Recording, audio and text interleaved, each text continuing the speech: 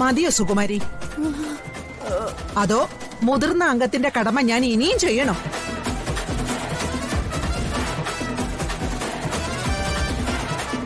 ഞാനും മുത്തശ്ശി എന്താ പെട്ടെന്ന് ഹോസ്പിറ്റലിൽ നിന്ന് പോകുന്നതെന്ന് ചോദിച്ചില്ലേ? അതിന്റെ കാരണം അറിയണം. പ്രിയങ്ക ഗർഭിണിയാന്ന് സർട്ടിഫിക്കറ്റിൽ എഴുതി തന്ന ഡോക്ടറല്ലേ, അവരിപ്പോ ആ ഹോസ്പിറ്റലിൽ തന്നെ ഉണ്ടോ എന്ന് വിളിച്ചു ചോദിക്കേ.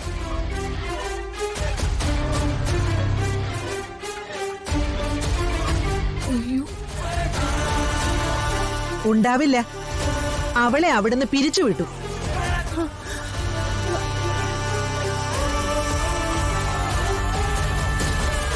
ഹോസ്പിറ്റൽ MDയുടെ മുറിയിലിരുന്ന് തീരുമാനം എടുപ്പിച്ചിട്ടാ ഞാനും ഇവളും പുറത്തിറങ്ങിയത്.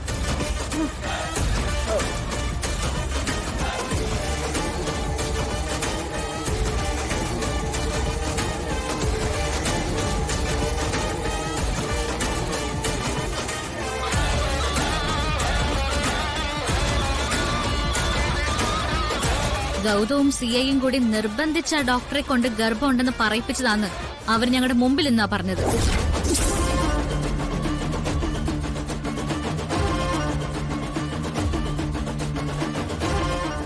സുകുമാരിയമ്മേ, നിങ്ങളുടെ ജന്മം ഏത് തരത്തിലുള്ളതായാലും കുറച്ചു കാലം നിങ്ങൾ ആ ദേവനാരായണൻ തിരുമേനിയുടെ കുടുംബത്തിൽ ജീവിച്ചതല്ലേ?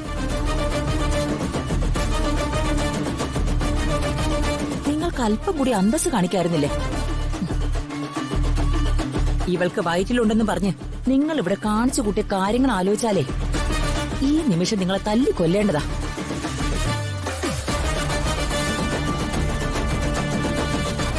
എന്താ സുകുമാരിയമ്മേ, ഇത്രയ്ക്ക് പ്രതീക്ഷിച്ചില്ല അല്ലേ? എന്റെ കണിമംഗലം കുടുംബമെന്ന് നെഞ്ചത്ത് കൈവച്ച് പറയുന്നതിന്റെ ശക്തിയായി കാണുന്നത് ഒറ്റ മനസ്സോടെ നിൽക്കുന്ന ഈ ആളുകള്.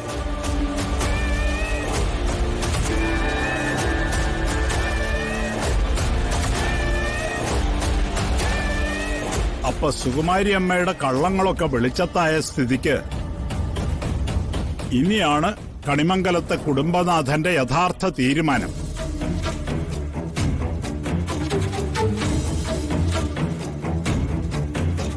സൂര്യ, പിടിച്ച് രണ്ടിനും ഗേറ്റിന് വെളിയിൽ കൊണ്ട് തള്ളടാ.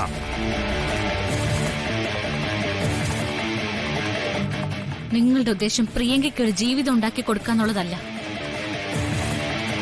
എന്റെ ജീവിതം ഇല്ലാതാക്കല.